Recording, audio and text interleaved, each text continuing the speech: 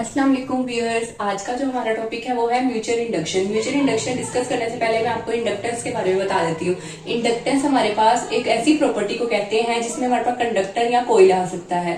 Inductance की ही type है mutual induction. Basically inductance हमारे पास चेंज इन करंट को कहते हैं। इंडक्टेंस की टू टाइप्स होती है, एक होती है म्यूचुअल इंडक्शन, एक होती है सेल्फ इंडक्शन। उसमें से जो हमारे डिस्कस करेंगे उसका नाम है म्यूचुअल इंडक्शन। जो वर्ड है वो इंडक्टेंस से निकला है। इंडक्टेंस से मुराद एक ऐसी प्रॉपर्टी होती है कंडक्टर की जिसमें उसमें कोईल भी आ सकता है और इंडक्टर भी। आपको पता है कि कंडक्टर ऐसे मटेरियल कहते हैं जिसमें से करंट फ्लो हो सकता है।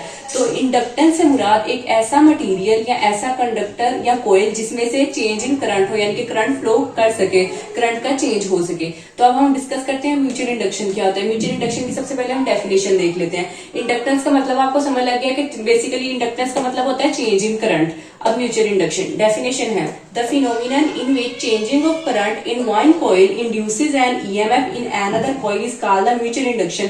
म्यूचुअल इंडक्शन एक ऐसा फिनोमिना है जिसके अंदर क्या होता है, आप चेंज करते हैं करंट को वन कॉइल के अंदर और करंट के कॉइल के चेंज होने से क्या होता है, ईएमएफ इंड्यूस हो जाती है दूसरे कॉइल में, तो वो म्यूचुअल इंडक्शन कहलाते हैं। यानी कि आप क्या करेंगे, आप दो कॉइल लेंगे जिसमें पहले कॉइल के अंदर आप अपने करंट को चेंज कराएंगे। करंट के चेंज कराने से क्या होगा, जो सेकंड कॉइल होगा उसके अंदर ईएमएफ इंड्यूस हो जाएगी और ईएमएफ का इंड्यूस हो जाना करंट के चेंज होने के पहले कॉइल से म्यूचुअल इंडक्शन कहलाता है। अब इसी डेफिनेशन के जरिए हम लोग इसकी डायग्राम में देखते हैं। अगर आप इसकी डायग्राम में देखें आपको दो कॉइल नजर आ रहे हैं। जो फर्स्ट कॉइल है उसे आपको प्राइमरी कॉइल का नाम दे दिया गया, सेकंड कॉइल को सेकेंडरी कॉइल का नाम दे दिया गया। यहाँ पर ये जो कॉइल है, कॉइल से मुराद एक ऐसा मटेरियल जिसमें से करंट फ्लो हो सके। आप देख सकते हैं यहाँ पर आपको फर्स्ट कॉइल नजर आ रहा है जो कि सिलेंडर शेप का बना हुआ है। इसके अंदर से ये जो फील्ड लाइंस पास हो रही है बेसिकली ये सोलिनोइड्स हैं। ये सोलिनोइड के अंदर से क्या हो रहा है, और ये जो ब्लैक कलर की आपको आउटलाइंस नजर आ रही है ये सारी क्या है, करंट की डायरेक्शन को शो करवा रहे हैं, यानी कि इनके अंदर से करंट पास हो रहा है। अब जो इसके अंदर प्राइमरी कॉइल है, अगर आप इसके इस तरफ देखें तो यहाँ से हमारे पास आई किसको शो करता है, करंट की डायरेक्शन को। यहाँ से हमारे पास करंट आई पी शो कर रहा है प्राइमरी को और आई शो करता है कि करंट को। यहाँ से हमारा करंट यहाँ से आना स्टार्ट हुआ। यहाँ पर क्या अटैच है, स्विच, और ये स्विच क्लोज है। जब स्विच क्लोज होता है तभी हमारे पास इस सर्किट के अंदर से करंट पास हो सकता है। अगर स्विच ओपन हो जाएगा तो यहाँ से करंट फ्लो नहीं होगा, करंट की वैल्यू 0 हो जाएगी। स्विच के साथ नीचे यहाँ पर बैटरी अटैच है और बैटरी का जो करंट है वो इस टर्मिनल के साथ नेगेटिव अटैच है और यहाँ पर पॉजिटिव। जो स्मॉल साइज का होता है बैटरी का टर्मिनल वो नेगेटिव के साथ अटैच किया गया और जो बिग साइज का टर्मिनल है उसे पॉजिटिव के साथ अटैच किया गया।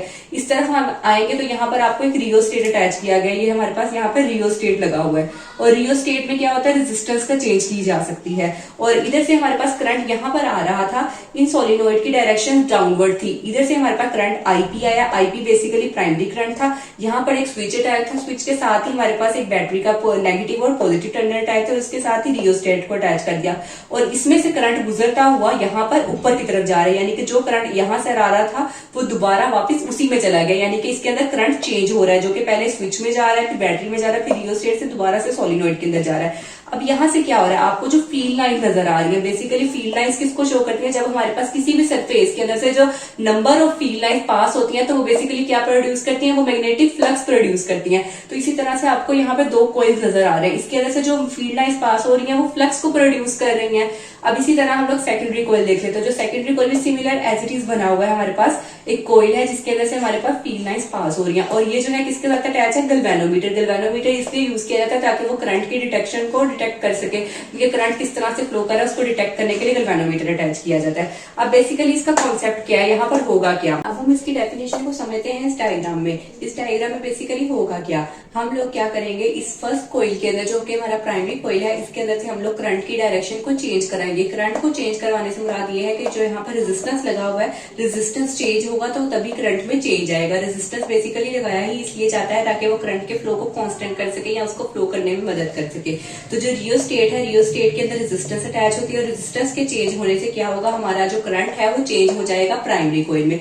और जैसे ही हमारा करंट जो है कॉइल के अंदर चेंज होगा तो वो मैग्नेटिक फ्लक्स को प्रोड्यूस करेगा इनसाइड द प्राइमरी कॉइल में। और जैसे ही प्राइमरी कॉइल के अंदर हमारा मैग्नेटिक फ्लक्स प्रोड्यूस हो जाएगा तो ऑटोमेटिकली सेकेंडरी कॉइल के अंदर भी वही फ्लक्स प्रोड्यूस होगा। और जिस तरह हमारे पास मैग्नेटिक फ्लक्स प्रोड्यूस होगा सेकेंडरी कॉइल में प्राइमरी कॉइल के करंट के चेंज होने की वजह से, तो इस तरह से इसके अंदर ईएमएफ इंड्यूस्ड हो जाएगी। ईएमएफ इंड्यूस तभी होती है जब वो rate of change of magnetic flux, यानी कि जब मैग्नेटिक फ्लक्स के अंदर जब हम चेंज प्रोड्यूस करते हैं, मैग्नेटिक फ्लक्स के अंदर चेंज आने से हमारी ईएमएफ इंड्यूस होती है। तो इस तरह से प्राइमरी कॉइल में हम लोगों ने करंट की डायरेक्शन को चेंज किया due to change in resistance of rheostat. Rheostat के रेजिस्टेंस के चेंज से हम लोगों ने करंट की डायरेक्शन को चेंज किया और करंट के चेंज होने से इसमें मैग्नेटिक फ्लक्स प्रोड्यूस हुआ प्राइमरी कॉइल में। और तो जिस वजह से सेकेंडरी कॉइल के अंदर हमारे पास मैग्नेटिक फ्लक्स ने चेंज हो गया और मैग्नेटिक फ्लक्स के चेंज होने से सेकेंडरी कॉइल में हमारे पास ईएमएफ इंड्यूस हो गई।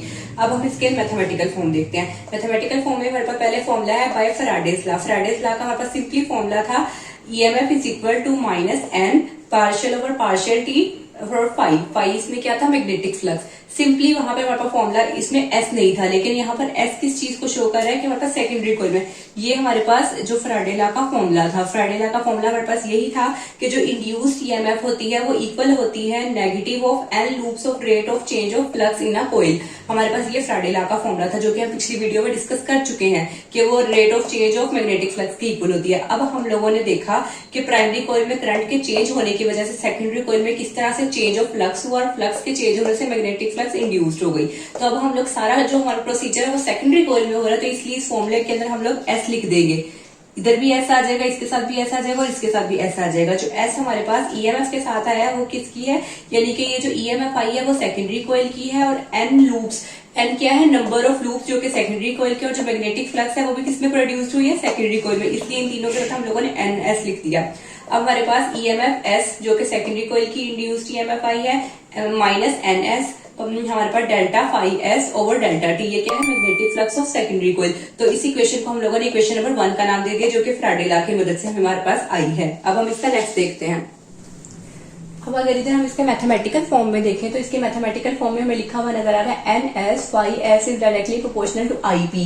एन एस जो है बेसिकली वो किसको शो कर रहा है, number of loops of secondary coil. इस कॉइल के नंबर ऑफ लूप्स को शो करता है एन एस, और फाई एस, फाई हमारे पास क्या है, मैग्नेटिक फ्लक्स। कौन सा मैग्नेटिक फ्लक्स, जो कि सेकेंडरी कॉइल के अंदर प्रोड्यूस हो रहा है, वो डायरेक्टली प्रोपोर्शनल है आईपी के। आईपी क्या है, करंट ऑफ प्राइमरी कॉइल। हम लोगों ने स्टार्ट में देखा था कि हमारे पास करंट इसमें से प्रोड्यूस हुआ जो कि प्राइमरी कॉइल में, तो जो करंट प्रोड्यूस हो रहा है प्राइमरी कॉइल में उसको हम लोगों ने आईपी का नाम दे दिया। तो इसके डायग्राम की मदद से हम लोगों ने कह दिया कि जो नंबर ऑफ लूप्स है सेकेंडरी कॉइल के और जो मैग्नेटिक फ्लक्स था सेकेंडरी कॉइल का, इन दोनों का जो प्रोडक्ट है वो डायरेक्टली प्रोपोर्शनल आ गया आईपी के। आईपी क्या है, करंट ऑफ प्राइमरी कॉइल। ये दोनों ही क्यों आए, क्योंकि हम लोगों ने यही देखा था कि हम लोगों ने करंट को चेंज किया था प्राइमरी कॉइल में, जिसकी वजह से मैग्नेटिक फ्लक्स प्रोड्यूस हुआ सेकेंडरी कॉइल में, और चेंज ऑफ मैग्नेटिक फ्लक्स की वजह से इंड्यूस्ड ईएमएफ हुई। इसलिए हम लोगों ने जो हमारे पास number of loops of secondary coil and the magnetic flux of secondary coil को डायरेक्टली प्रोपोर्शनल कह दिया प्राइमरी कॉइल के करंट के। अब आपको पता है कि जब भी हम लोग डायरेक्टली प्रोपोर्शनल का साइन को खत्म करते हैं तो कोई ना कोई कांस्टेंट प्लेस करते हैं। तो इस कांस्टेंट को खत्म करने के लिए हम लोग एम यूज कर रहे हैं। एम बेसिकली म्यूचुअल इंडक्टेंस है। एम को हम लोगों ने इसलिए यूज किया क्योंकि हमारे टॉपिक का नाम क्या था, mutual induction. M as a constant हम लोगों ने यहाँ पे रिप्लेस किया और इसकी जगह पे हम लोगों ने इज इक्वल लिख लिया। नेक्स्ट इक्वेशन हमारे पास आ गई N S phi S is equal to M I P. N S number of loops coil secondary coil और फाई मैग्नेटिक फ्लक्स है सेकेंडरी कोइल का। एम हमारे पास एज अ कांस्टेंट आ गया, आईपी हमारे पास करंट है, इसे हमने इक्वेशन नंबर 2 का नाम दे दिया। अगर इस इक्वेशन में से हम लोग एम की वैल्यू को फाइंड करना चाहते हैं, यहाँ पर ये दोनों आपस में मल्टीप्लाई हो रहे हैं, अगर आईपी हम लोग यहाँ पर लेके जाके डिवाइड कर देंगे तो हमारे पास एम की वैल्यू आ जाएगी। तो नेक्स्ट स्टेप में हम लोगों ने एम की वैल्यू फाइंड कर ली। M is equal to N S phi S over IP, number of loops of secondary coil, magnetic flux of secondary coil and current of primary coil which is equal to M. This is equation number 3, इसे हमने equation number 3 का नाम दे दिया। अब इसके अंदर basically M क्या है, M is a constant of proportionality known as the mutual inductance of two coils।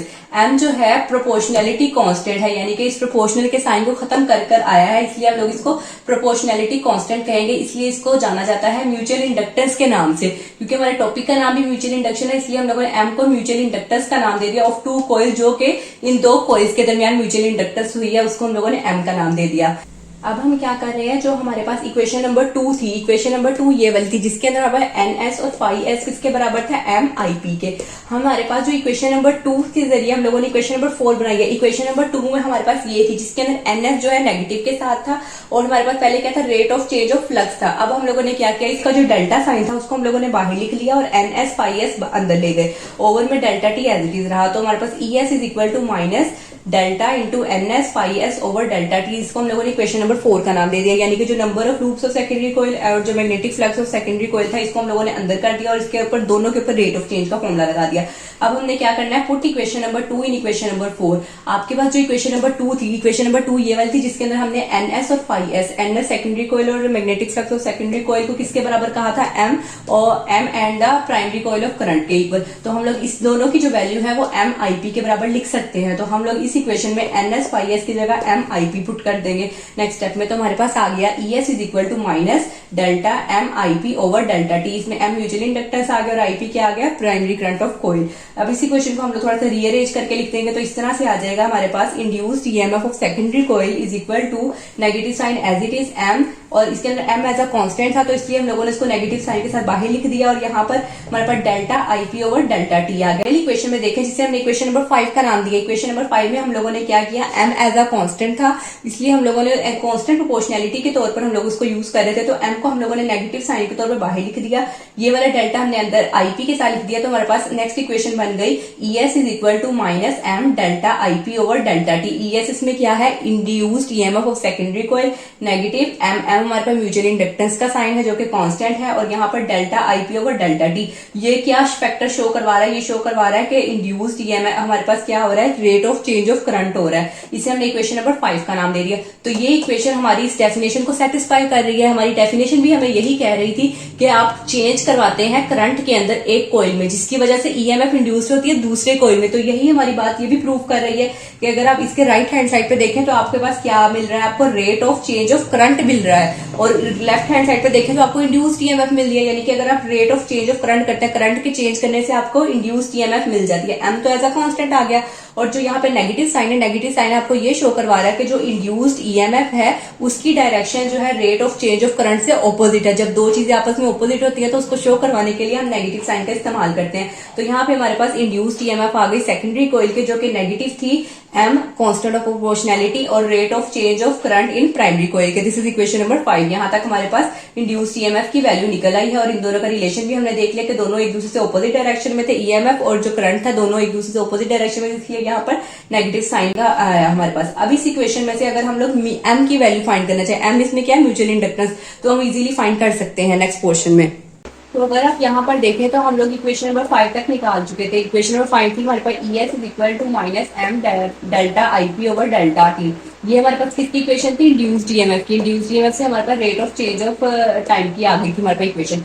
इस इक्वेशन में से हमने क्या निकाला था, एम। एम हमारे पास म्यूचुअल इंडक्शन, म्यूचुअल इंडक्शन की वैल्यू अगर हम एम की निकालना चाहें तो क्या होगा हमारे पास, अगर आप ये देखें तो ये जो सारा फैक्टर है delta IP over delta T, ये सबके साथ क्या हो रहा है, मल्टीप्लाई। जब कोई चीज इधर मल्टीप्लाई इज इक्वल की हो तो इज इक्वल की दूसरी तरफ जाकर डिवाइड हो जाती है। आप यहाँ से क्या निकालना चाहते हैं, एम की वैल्यू। जब आप एम की वैल्यू निकालना चाहेंगे तो ये जो सारा फैक्टर था जो कि एम के साथ मल्टीप्लाई हो रहा है इज इक्वल को जाकर उसके ओवर में डिवाइड हो जाएगा।